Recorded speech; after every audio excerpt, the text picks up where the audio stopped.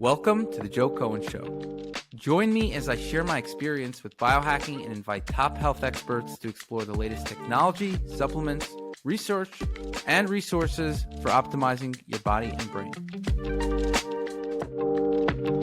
Hey everyone, I'm here with Brad Yates, also known as the EFT Wizard. He has a YouTube channel talking about emotional freedom techniques, also known as EFT, also known as tapping. Millions of people all over the world have tuned into his YouTube channel and videos, and they've gotten benefits from it. He's initially been trained as a hypnotherapist, and once he found tapping, he thought it was so powerful and life-altering that he devoted his life to showing others how to use this technique to feel better, do better, and live better. He's the author of a best-selling children's book, The Wizard Wish, and co-author of the best-selling Freedom at Your Fingertips. His core belief is that we all have greatness within us, and it is his job to reveal it, and that is with tapping. So I'm going to dive into this tapping method, see what it could do, and hopefully we'll have a live demo, and I'll be tapping myself to see what's going on. What can we get from tapping? I've never really done tapping before. I've heard of it, but I've never really dived into it. It's about time then, Joe. Yeah. So thanks for coming on. My pleasure. And let's get into it. So tell us about this tapping thing. What can it do? What are some of the main benefits of tapping? So the major benefit, the prime thing is what happens is a stress reliever. So tapping is based on acupuncture. So for thousands of years in Chinese medicine, they've said there's a flow of energy through the body along pathways called meridians. And when we're in our natural state of energy, we feel good when that energy is flowing correctly. And when that energy gets disrupted, we feel discomfort physically and emotionally. So in traditional Chinese medicine, the doctor would stick needles in these key points around the body to stimulate the healthy flow of energy. And we're just doing that with the tapping. And we have a growing body of modern scientific evidence showing that it downregulates stress. So the amygdala in the brain that picks up threats and puts us into fight or flight, that calms down. The fight or flight system calms down. When we go into that state, we start pumping cortisol through the body. That's one of the main stress hormones. We have scientific evidence of tapping dramatically lowering our cortisol levels. Okay.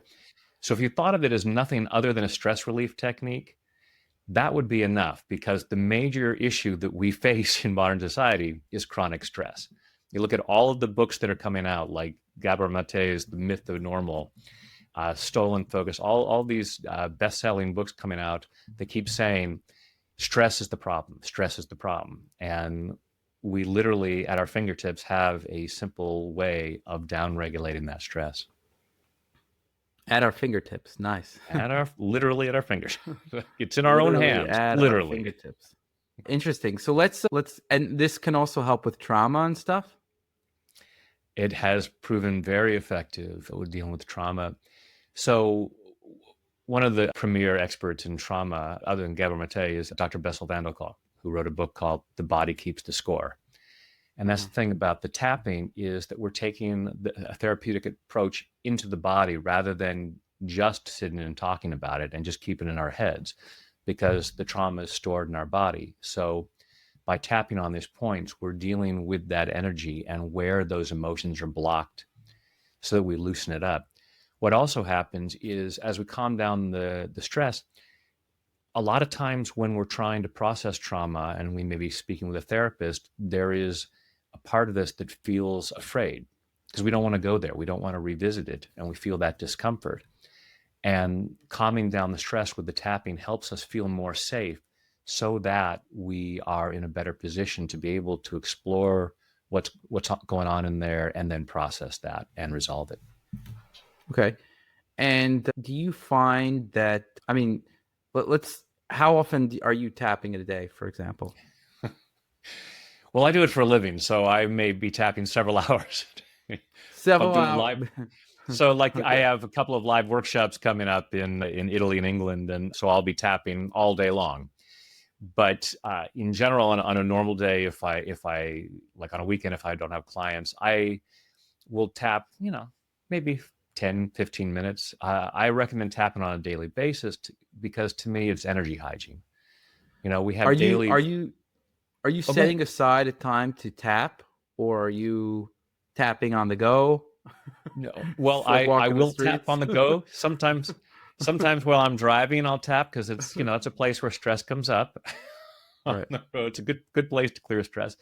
I'll tap first thing in the morning, and so we often get the idea of, oh, well, tapping is just for calming down a negative emotion. If I'm feeling bad, then I should tap, but there's no benefit to it otherwise. And we always have at least some ambient levels of stress.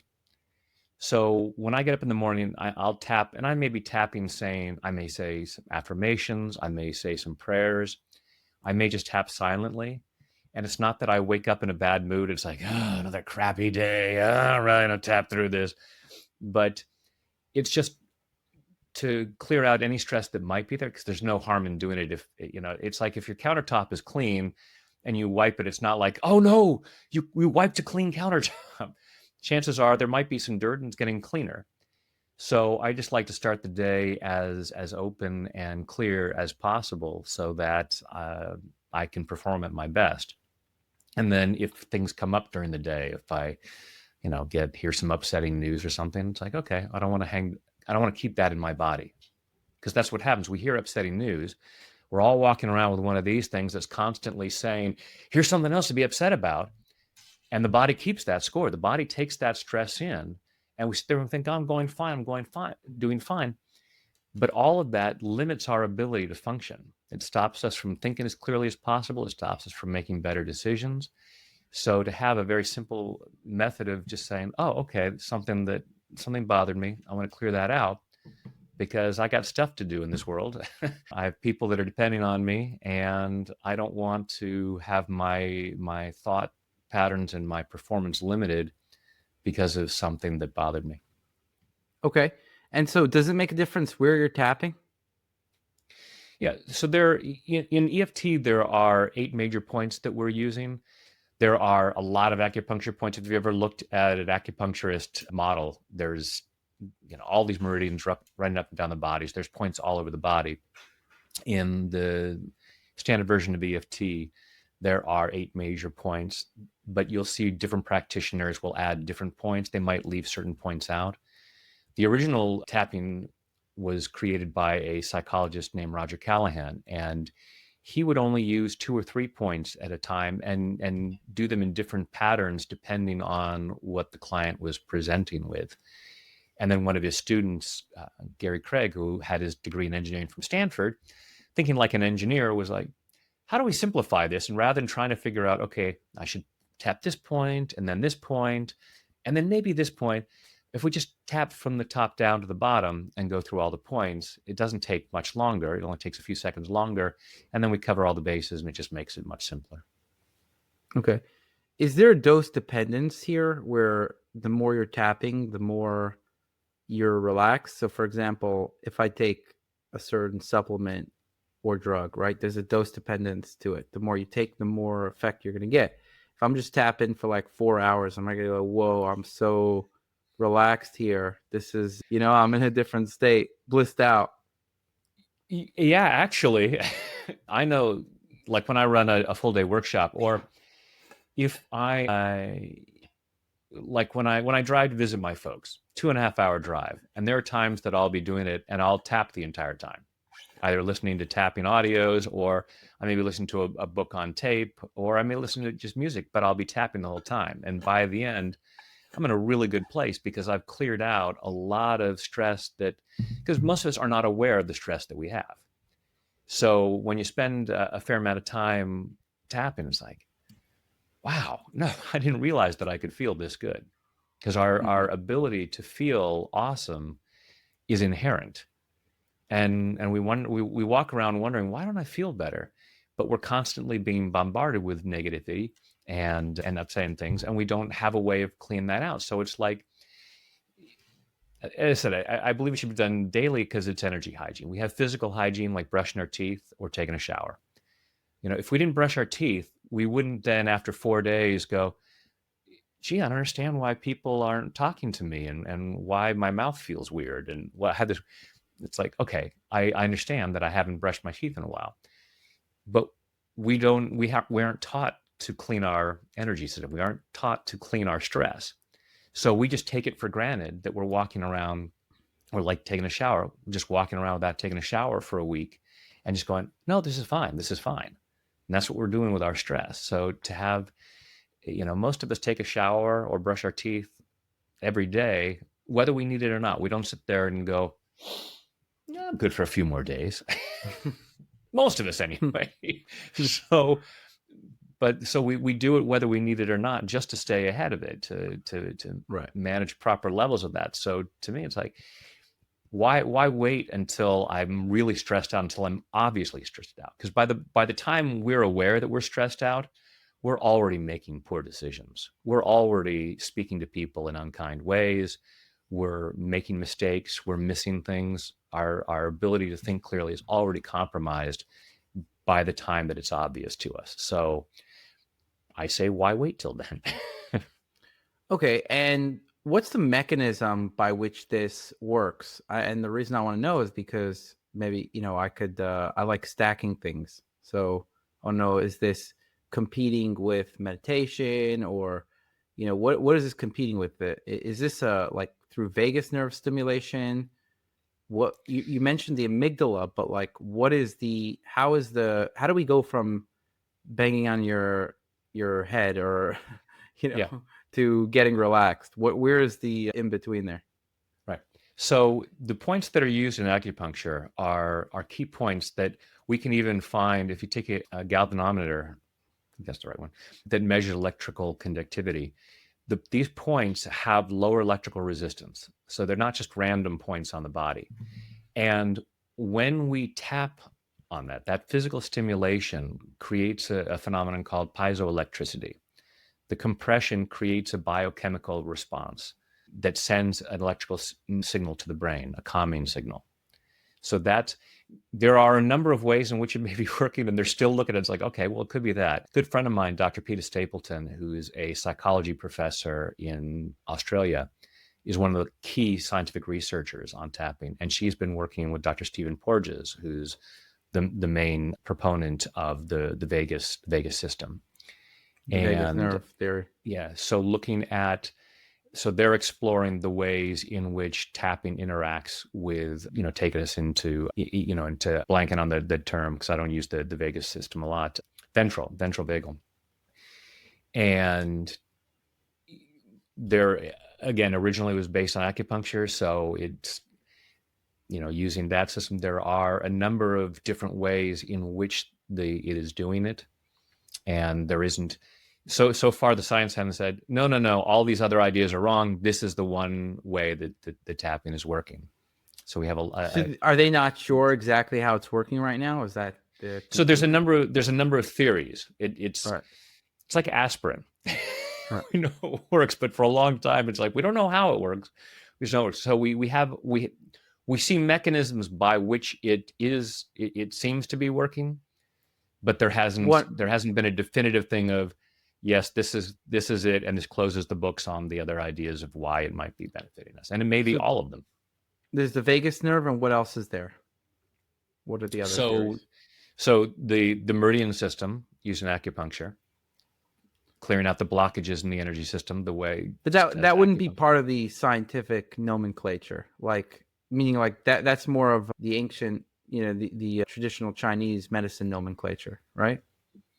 Yes, but there's a lot of modern science there's a Harvard study that was done by Harvard Medical School within the last 10 years, I believe, validating the benefits of acupuncture. There are even some studies now showing the primovasal system, I believe it is, that a system in the fascia that matches the traditional meridians. So there is science. Right. No, so I'm not saying there's no science. Yeah. What I'm saying is that I'm not saying there's no science. What I'm saying is the nomenclature of meridians could be the same as vagus nerve in the modern context, right? Like they didn't. I don't think they probably called it meridians rather than vagus nerve. But what I'm saying is the modern scientific establishment is not going to call it meridians. They're not going to be like, we found the mechanism, it's through the Oh, meridians. okay. I see. I see what you mean. Sorry. Yeah. Yeah. Well, but they are different systems because the vagus nerve does not run in the same area as the meridians do. Okay. I don't remember now with the Harvard study whether they referred to meridians in as as such as a scientific term, but there yeah so it's but there are different ways of things in the body that they are finding. And as I said, there was this fairly recent discovery of this system of pathways running through the fascia. But is that independent of the vagus nerve? This is yes, it's separate from the vagus nerve because the vagus nerve runs up and down the spine, Okay. and well it and then branches out into the different organs. Basically, it's working through some kind of highway of nerves that's connecting to the brain. I think that's what it comes down to, right? What it comes down to, yeah, is that the tapping is sending a signal through the various pathways in the body, and the human body is a very complicated system with all kinds of different systems. So it's possible that the stimulation of these points is affecting more than one different system, and creating these benefits that have this calming signal. Got it. Okay. So let's just take it as, okay, it's meridians, vagus nerve, fascia, some kind of nervous system is being stimulated, and somehow that's calming the nerves down, and that's sending calming signals to the brain, the amygdala, to relax. Mm-hmm. Okay. And and the amygdala is the fear stress system, the limbic part of the limbic system, and it's sending that part of the brain the signals to relax. Okay, so now let's get into some demonstrations of like what would be, if I'm like, hey, I need the elevator tapping. Give me the super elevator tapping pitch. Like 30 seconds. I want to just be, feel relaxed. Was it? Well, I could use many fingers, whatever you want. Yeah. So let me show you the basic version of EFT, the simplified version. And so what we'll do is we'll generally look at first what might be bothering someone. So you may say, I just got a phone call from someone that was really upsetting. So I'm feeling upset. I may be feeling really angry at this person. And I would ask, on a scale of 0 to 10, how angry are you?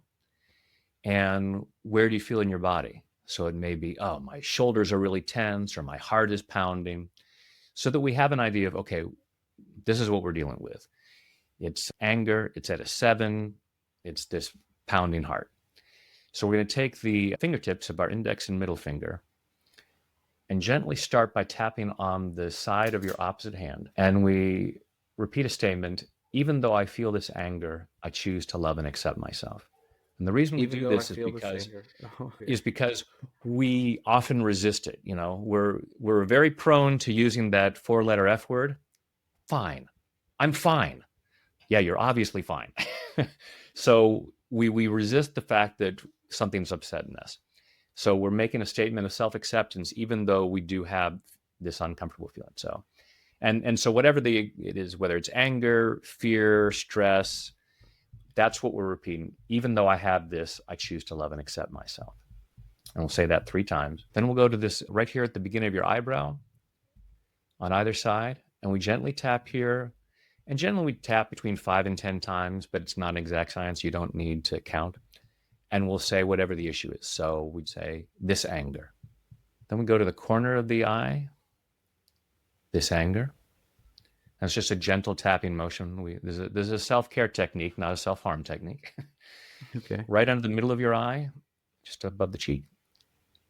This anger. Why don't we do 2 sides at once? Great question, Joe. You can do both sides at once if you like. I feel like it's more complete that way. More balanced. And maybe you'll feel that way. In my videos, I do it on one side because before I got into this work, I was an actor, and as a film actor, that's just bad camera technique. So I just do it on one side for simplicity. But yes, you can absolutely tap both sides at the same time, or you can switch back and forth, whatever feels most. I was thinking like maybe you're holding the phone and you want to do something else and you're tapping, and you're like, okay, well, You could do one that too. hand. Here we go. I could do other stuff while I'm tapping. Yes. Like when I do YouTube videos on location, I have to hold the camera up there. Right, exactly. So side of the eye, and then right under the eye, all this anger. Right under the nose, all this anger.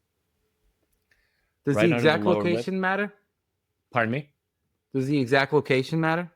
Like, Well, here's the great thing about it is because unlike with acupuncture where you're using a tiny needle and you have to be much more precise, because this is percussion and you're using two fingertips, you're covering a pretty good area. Right. So that percussion, we're going to stimulate the area, as long as you're relatively close. They have done studies with sham points. So having people tap on points that are not along the traditional acupuncture system and not one of the recognized energy spots. And the effects are not the same. Oh, wow. Did it help at all? Well, I mean, it's still the placebo effect. I don't remember what the exact size was of the effect, and this has been done a number of times, but the evidence was pretty conclusive that these points do make a difference. What about the temple area? So the side of the eye is close to that and affects that area. And as I said, there are a lot of other points. There are hundreds of points across the body that we can use. Just it was found that these points were sufficient to get a good effect. And as I said, there's a lot of practitioners who use different points. There are points around the ear that people will often use. And so, but the basic points, we just use these basic points under the mouth, right here where the collarbones come together. You can make a fist and tap right over that area. Next point is about 4 inches below the armpit. This is like baboon style. Yeah. This is when the critics really have fun with us. And then finally the top of the head. And a lot of the meridians cross over this area. So I just take all my fingertips. I feel like the last 3 moves are the baboon moves. It's like, ooh. Somebody actually made a video that they mentioned me in, and it was a video of a gorilla slapping under his arm. I bet. Fortunately, I have a good sense of humor, so it was not upsetting. Okay. But well, and you were also doing the tapping. How could you get upset? Exactly. Even though they made a gorilla video of me. You're like, I'm going to tap this away. Yeah. Exactly. I have videos on tapping away offense. We spend so much time being offended by things. And it's not to say that it's not to give carte blanche to people to say offensive things, because, I also have videos on why would you want to say offensive things? Why do you want to be a jerk? So tapping away whatever's going on inside that causes that kind of behavior. But probably also good for your skin too, no? Tapping? It can't hurt. That's why I still look so young. You'd never believe I was 79 years old. Bringing all the blood flow here. So how old are you really? 60. Okay. You look pretty good for 60. Well, thank you. Again, yeah. A lot, tapping away those crow's feet. Exactly. I think that's how you really get people on board, tapping away wrinkles. There you go. You can give all these benefits of, not only will it lower your stress, but you'll look years younger. Well, you'll also be less stressed when you're younger. Yeah. Clearing the stress will also help you it'll help your heart be years younger as well as your whole system. So that's the basic version of EFT, is just tapping through those points and repeating the same phrase of whatever might be bothering you. So, in terms of elevators, if you're claustrophobic or have fear of heights and you're in an elevator, all this elevator fear. Whatever happens to get in the way of, whatever is harshing your mellow, You Right. can tap through it and get to a more zen place where you just are able to function better and share your gifts and talents. So, Okay. And it doesn't my make a difference which arm it is, right? Like if it's the left, right? it doesn't seem to. It use whatever feels most comfortable. And again, Okay. people will do both sides at the same time sometimes as well. Okay. Cool. So what else do you feel like we should know about tapping before we get on to other, if you have any other stress reduction hacks? Like how deep do you go into this? I feel like, okay, now we got the tapping here on the forehead. We got the Well, tapping over right, here for the it's right eyes. actually a little bit lower, right at the beginning of the eyebrow. Right. Okay. At the beginning of the eyebrow, Yeah. So these, not the forehead. Okay. yeah. So let's just review this one more time. And Tapping by again, the eyebrow. because the meridians run up and down, there are points up there that you may be hitting, but this is the Okay. main point that we Okay. start with this. Right by the eyebrows, and then right by the Right at the corner of the eye. corner of the eyes. Yeah. Right, and then by the eyelids, a little below So the eyelids. right under the middle of the eye, just above the cheek. Yeah. Is it right below the eyelids? Yeah, just a little bit below Yeah. that. So right about the edge of the eye socket. Right, the eye socket I meant. Yeah, not the Yeah. lids. Yeah. Right. Yeah. I meant the eye bags actually. So like right below the eye bags. You can tap away those bags. So yeah, so these 3 points are right on the edge of the eye socket. Okay. And then this one's right simple, right below the nose. Right between the nose and the upper lip. Yeah. And then just right there in that crease just above the chin. Yeah, that's also an easy one. Okay. So yeah, I got these are all and then we got one over here. Yeah. So the one on the collarbone. So there's a point on the end of both collarbones, and that's why when you make a fist, you can get both those points at the same time, and you cover that whole area. Okay. And then under the arm, 4 inches below the armpit. 4 inches below the armpit. Yeah. And you're like smacking it a little bit. Is that what it is? You're just tapping. Just gently tapping. Oh, it's tapping. It's not like a smacking. No. Okay. And then I had a guy who came to some of my workshops who was a martial artist, and he would be like slapping us. I was like, whoa. And then the last one is above the head. The crown of the head. Yeah. The crown of the head. Yeah. Okay. And so just tapping, even without words, just doing that tapping, and you can tap on one point. You may feel drawn to just tapping one point, and just tapping silently will be bringing down any levels of stress that you might have. Sometimes it'll be very obvious. I say tapping it, sometimes it's like a painkiller, and sometimes it's like a vitamin. And because people sometimes tap and they say, I didn't feel anything, so it's not doing anything. And I'll say, do you take vitamins? Oh, yeah. When was the last time you felt something when you took a vitamin? Right. But there are progressive benefits to doing it over time. You know, I look at over the 25 years that I've been doing this and benefits that I'm recognizing in the last couple of years. That's like, wow, it took me years to, and not necessarily things that I was focusing on, but it's like, I just see, wow, I'm doing things differently now than I did before, just from the natural effects of clearing stress on a regular basis. Yeah, it's interesting. I mean, it's hard to notice sometimes when you're doing just one modality. That's why I like to combine things. It's one of the reasons I take 200 supplements a day. And tapping works so great with so many other things. You can be, I don't know if you know the process Ho'oponopono, where you repeat the phrases, I love you, I'm sorry, please forgive me, thank you. And you can tap while saying that. You can tap while saying affirmations, while saying prayers. There are a lot of different things in therapy. A lot of therapists are now including tapping while they're working with a patient, because it helps the client feel more calm and be more open and receptive to ideas and be able to go to places that they might not have gone to before. Right. It goes great with coaching, because we resist. I love using tapping for positive things like this. So when we're trying to achieve new levels of success in any area of our lives, the extent to which we're not achieving what we want tends to be the extent to which we're resisting it. And we tend to resist it because there's some sort of fear. We may say, oh, I have no fear of being successful. I have no fear of having more money.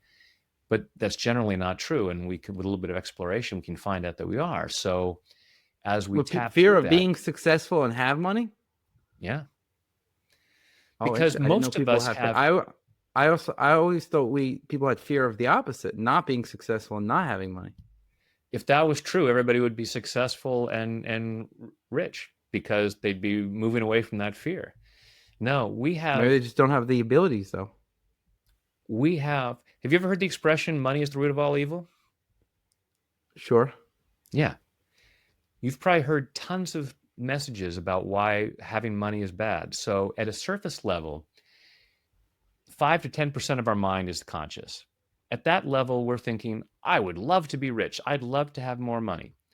The other 90 and 95% is swimming in ideas like money is the root of all evil. Rich people are greedy. They're ruining the world. They don't care about anybody.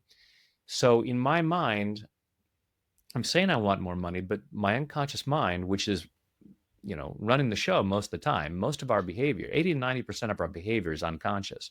And the unconscious mind is thinking too much money is bad. So, someone who says, I want to have a lot of money, and you follow them around and you see that they make poor financial decisions. They're not earning what they could. They're spending money that they shouldn't. And it's like, well, if you really wanted more money, why are you doing that? Right. I don't know. Because at an unconscious level, it's not right to have more money. It's not okay. It's not safe. They're afraid of fear of people will take money away from me if I have more money. They're afraid of the Occupy Wall Street people. Absolutely. Yeah. You're going to go after them. It's not a matter of going after it, but it's just a matter of looking and going, getting curious about, why we aren't allowing things to be better.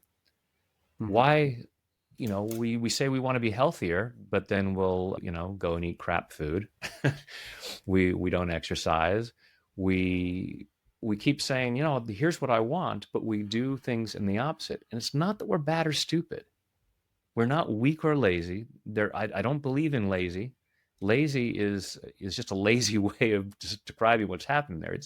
It's a question of we're constantly running a cost-benefit analysis with all of our behavior. In our mind, we're saying, is it worth it to do this? And if it is worth it, if the perceived benefits outweigh the perceived cost, then we'll take that action. If we're not taking that action, it's simply a matter of, in my mind, it doesn't feel worth it. The benefits are not outweighing the costs. I may have a why. Simon Sinek says, start with why. But if you're not doing it, it means you have a bigger why not than you have than your why. Absolutely. So, okay. And that is held in our body with stress. We hold on to these old ideas and we have a fear. There is a fear response of going outside our comfort zone. So it's like there's an electric fence around our comfort zone. And if we get even close to it, we start to back off because we can feel that electricity. We don't want to get shocked. The tapping cuts the wires to that electric fence. And we start to go, you know what? It might be okay for me to have more money. It might be okay for me to be healthier. It might be okay for me to experience greater success. People being seen is a huge fear for people. I didn't realize that I had that fear as an actor. I thought, I'd love to be seen. But I sabotaged myself all the time. So self-sabotage is simply misguided self-love. We beat ourselves up when we sabotage ourselves, when we, blow off that interview, or we eat that box of cookies and ruin our diet, or, we say something, we make a really stupid joke to somebody that we're interested in. And we think, why? Why did I do that? Because some part of me is afraid of moving forward. I'm afraid of getting healthier. I'm afraid of having more money. I'm afraid of being in a relationship. And so I look for ways to screw that up. And then I beat myself up, which is also brilliant, because the more time I spend beating myself up, the less time I have to actually go out and move forward. We're brilliant. We're evil geniuses in terms of our lives. Why would So you're saying people are not successful, they're not making as much money, or they're not as healthy because they're afraid, not because they're lazy. But what are they afraid of exactly? They're afraid of being healthy? There are all kinds of reasons of why it might not feel safe to be healthy. If I, so Like somebody what? who has some health issues, like, so let's say you were invited to a party, some friend invited you to a party. It's like, I really don't want to go to this party. And you start to feel a cold coming on. And there's a part of it's like, oh, gee, now I can't go to the party. And there's a secondary gain. And I know some people listening to this might say, feel like I'm blaming the victim and saying you're just causing that. It's not necessarily that. I just always like to explore that, to look at how might I be doing this. But there are times where if I'm healthier, and because I've worked with people over the years many times where we'll be tapping, and as we're doing the tapping, it's often like peeling the layers of the onion, and we get more clarity about what's going on for us. And people have insights like, oh my God, if I were healthier, if I were more energetic, people would expect more from me. And I'm afraid of disappointing people. And if I'm not energized, I'm like, oh, just I'm really tired and things, then people go, oh, yeah, then don't worry about it. I'll find someone else. And so Okay. it feels So it feels much safer. it comes from a place of being afraid to disappoint people. That's one of the many things. Then that's what I love about the job. It's so fascinating exploring it because there's always some new reason that people have as to why they can't do it. I was working with a woman on weight loss, and she was tapping, and she suddenly thought, I know what it is. If I were thinner, I'm afraid the guys would hit on me and I'd be tempted to cheat on my husband. I'm holding on to the weight to save my marriage. And as became aware of it, she realized, but I love my husband. I wouldn't cheat on him even if guys hit on me. So I don't need to have that. But because of some old programming, and we're bombarded with Mm. messages from the time we're born, even before we're born. So we have all these ideas about, well, people who are, really sexy are always sleeping around with everybody because they just can't help themselves. And so if you felt more attractive and other people thought you were more attractive, you'd have no choice but to behave that way. And as she got, and just unconscious, she hadn't even thought about that consciously. So we become aware of these things, and we're like chess grandmasters. We're thinking 50 moves ahead. We're in the grocery store and thinking, I sure wish I could meet somebody. And then unconsciously, we notice an attractive stranger. And the wheels start turning. The chess grandmaster is thinking, I could go up and say hi. They might say hi back. We might start a conversation. We might find out we have some things in common. We might go out on a date, and that date could lead to a second date, and we might move in together, and then we might get married, and then they cheat on me and break my heart just like that last person. And oh, look, there's a sale on aisle 2. And we're down in aisle 2 looking at objects when, I wish I could meet somebody. We're not even aware of this whole drama that just played out unconsciously as to why it would not be safe to go up and talk to that person. We all have our different places. We all have our Okay. places where it's very easy for us to go and take the successful actions, and other places where maybe not so much. Right. And just because of the program we have, some people are raised with all kinds of positive messages about, absolutely go out with people, talk to people. That's safe, but don't have too much money, or don't have too much of this, or whatever it might be. We all have these family mottos of, you know, we don't do this, and Right. so It and it depends may on the be a level programming of you're saying. yeah, and it may be a level of fearing that we will betray our family. Man, if I were rich, I'd betray my family because my family, they never had much money, and they'd be ashamed of me if I had more money. So I'm afraid of disappointing people. I'm afraid of betraying people. I'm afraid, oh, rich people are robbed all the time. If I have, as long as I don't have too much money, nobody's going to bother trying to rob me. And oh, how much is a safe amount? And we all have this random number. It's all arbitrary. Is how much is an appropriate amount of money to have? What's a safe amount of money to have?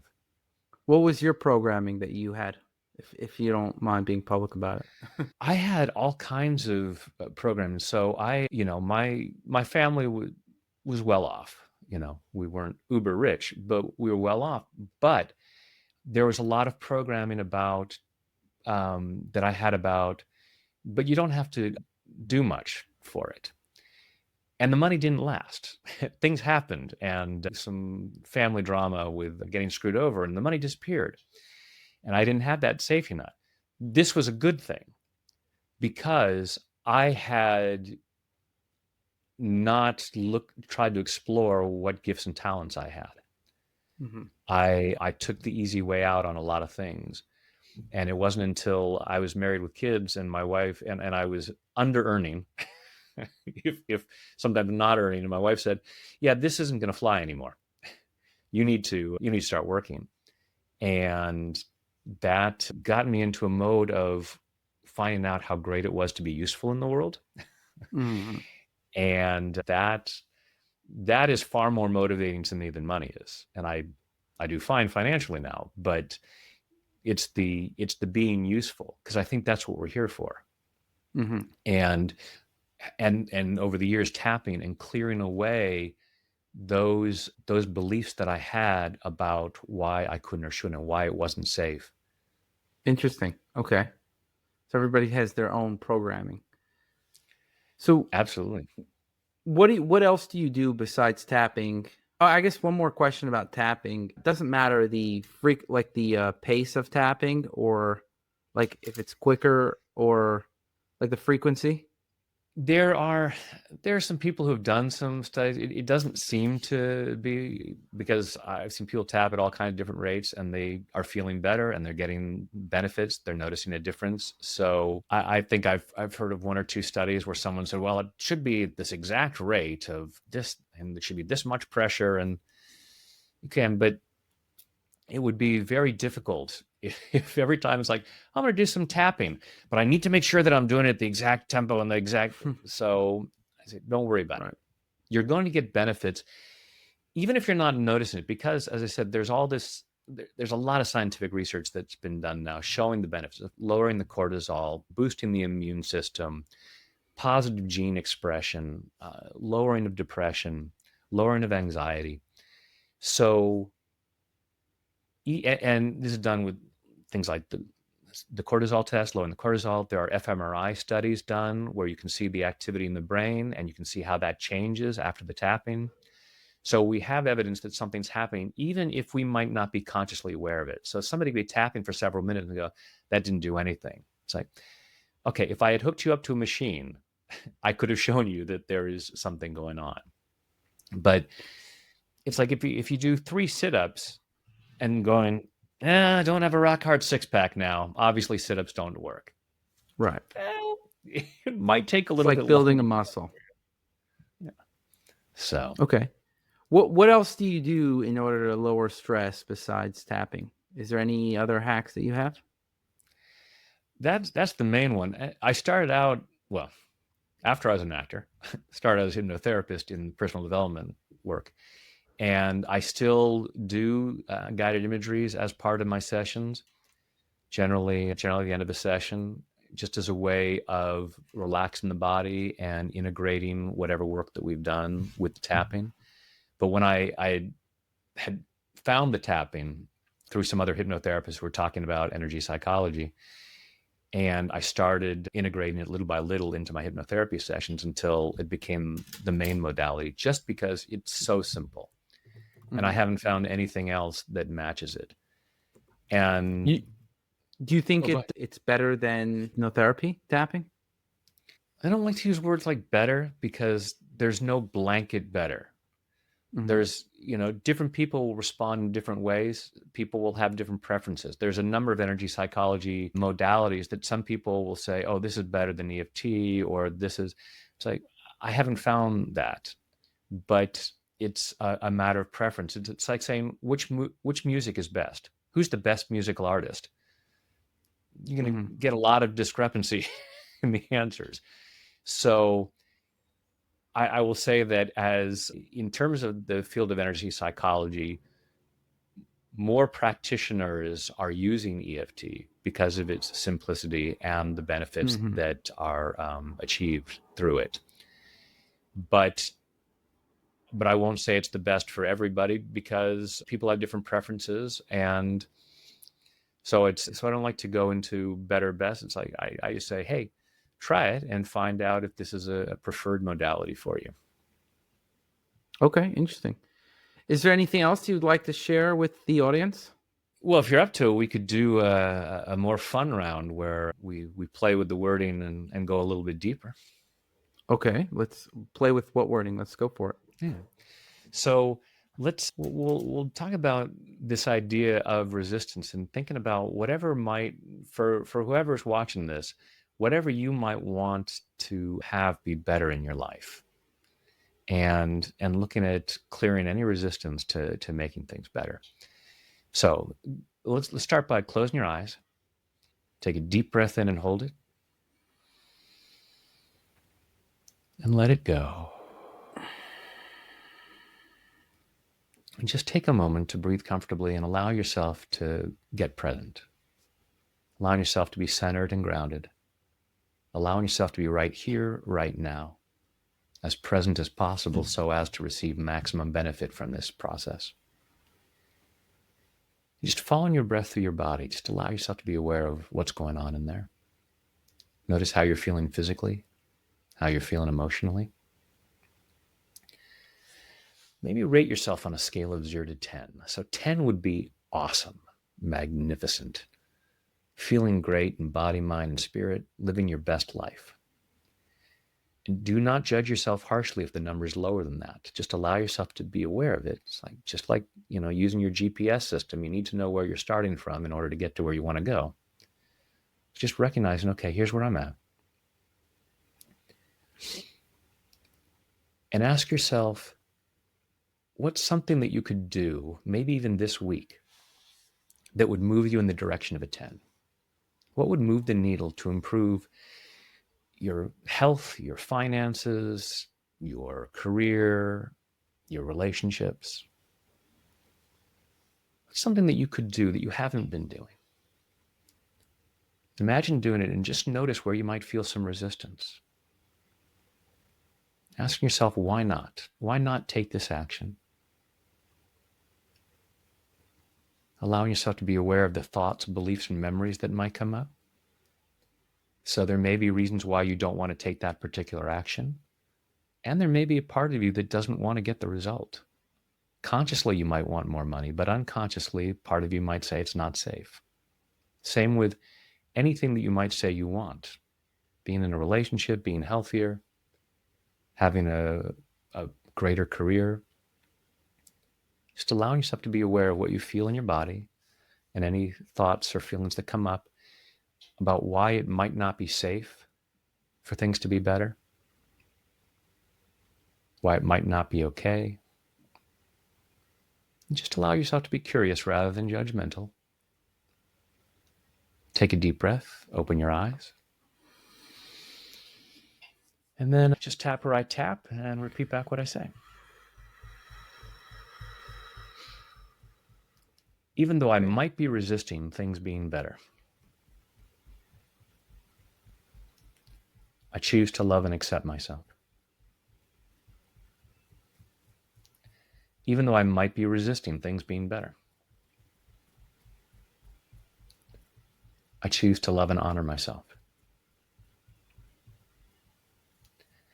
Even though I might be resisting things being better.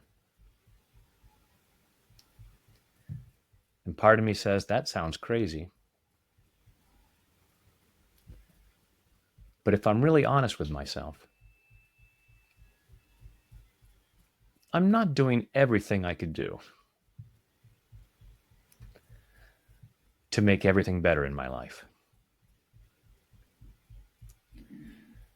So even though I might have some resistance to things being better,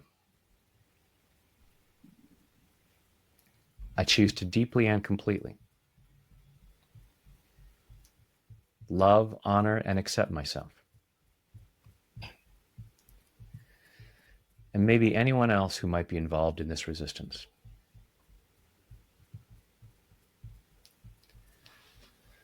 All right, so going through the points here. All this resistance to things being better.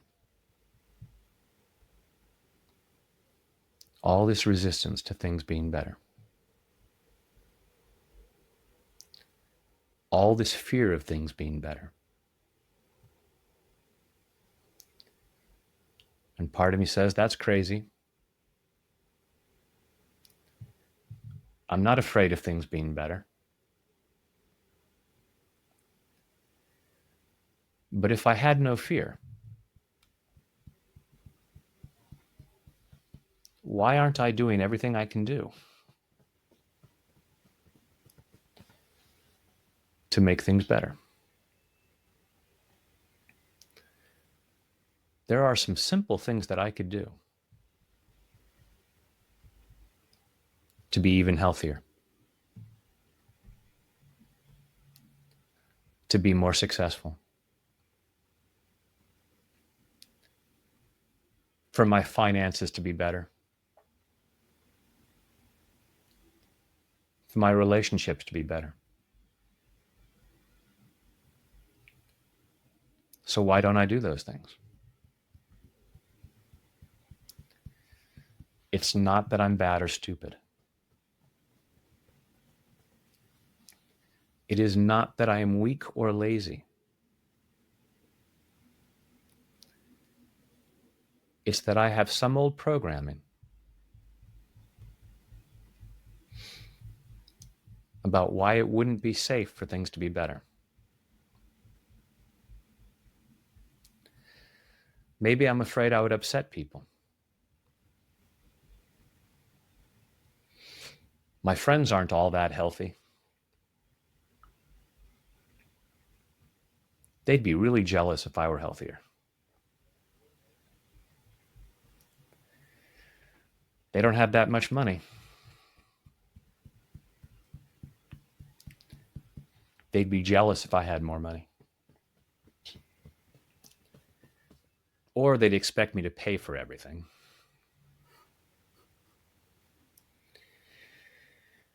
And if I were more successful, there would be more responsibilities. I have all these reasons why it wouldn't be okay for things to be better. And I'm allowing myself to reconsider those. I choose to love and appreciate these parts of me that have deliberately limited my health, wealth, and happiness.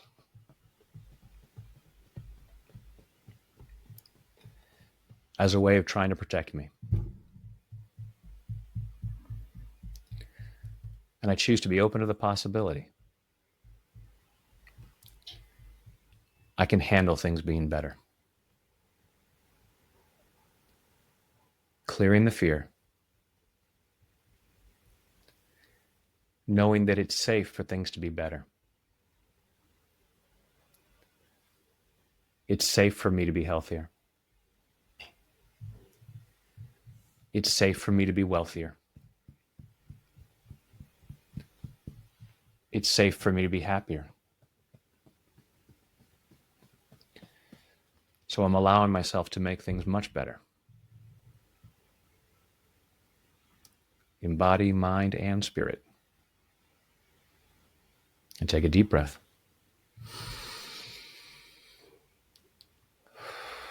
Close your eyes, go inside, and again, thinking about life at a 10 and the actions that you could take to make things better. And just see if it feels more doable, if you feel like you have greater freedom to take those actions, if it might even feel more comfortable, acceptable to have things be better in your life. And also notice any thoughts or ideas or memories that might have come up during that tapping. It might have reminded you of some things. You might have thought, oh, this reminds me of something I heard when I was a kid. And You can keep doing tapping to clear up those old misunderstandings that might have kept you from being who you can be and doing what you can do. And you can go ahead and take a deep breath and open your eyes again. How'd that feel? It's relaxing. It's nice. That's like a meditative. Yeah. It's just another mindful practice. I have a video out there called Tapping for $1 Million. And someone said, well, I've got nothing to lose. I might as well try it. And I said, exactly. It's, at the end of the few minutes of tapping, the worst that could happen is you're going to be more relaxed and your body's going to be in a better situation. And it will also improve your money mindset, because as we tap, and I certainly make no claim. It's like, okay, at the end of this 5-10 minute video, someone's going to show up with $1 million check. Right. But it's that resistance. And so it challenges us to look at those reasons why we might be afraid of money. And we can do this again with anything that we might say that we want, and look at why might I be resisting it? And what are those beliefs that I have, and who would be upset? And why am I stopping myself? Interesting. Why is the tapping with 2 fingers instead of 4? I feel like you're getting more coverage with 4.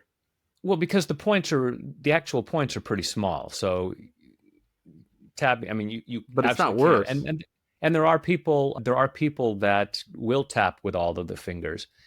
So you're, covering a larger area than you need to. But it's not worse, right? It's not worse. No, there's absolutely no harm in doing it. Okay. I find it a little more comfortable just because it's like just using 4 fingers is slightly more comfortable for me. Then by all means, it's again, with whatever the preference is, folks will often ask, should I tap with the left hand, with the right hand? Should I just watch one video over and over again, or switch back and forth? And I say, experiment, find what works best for you. Whatever is going to make the tapping feel more beneficial to you, if you're going to, feel more comfortable doing it, that's what I would go for. Excellent. It's been a very relaxing session and informative. So yeah, thanks for coming on. Where can people find your work? Thank you. The easiest way is at my website, tapwithbrad.com. And if you go there, you'll see you can get a free 5-day program called Success Beyond Belief. So it's that success beyond belief. It's like, wow, that's a lot of success, but it's also the success beyond your current limiting beliefs. And so as we, over 5 days, tapping through a lot of the beliefs that stop us from allowing ourselves to experience greater success. All right. Excellent. Thank you very much for coming on. My pleasure, Joe. Thanks for having me on. All right. Enjoy. 67% of listeners aren't subscribed to the show, so please don't forget to show your support by hitting the subscribe button now. You'll not only be supporting the show, but also investing in yourself and your health journey, all while helping to keep us ad-free.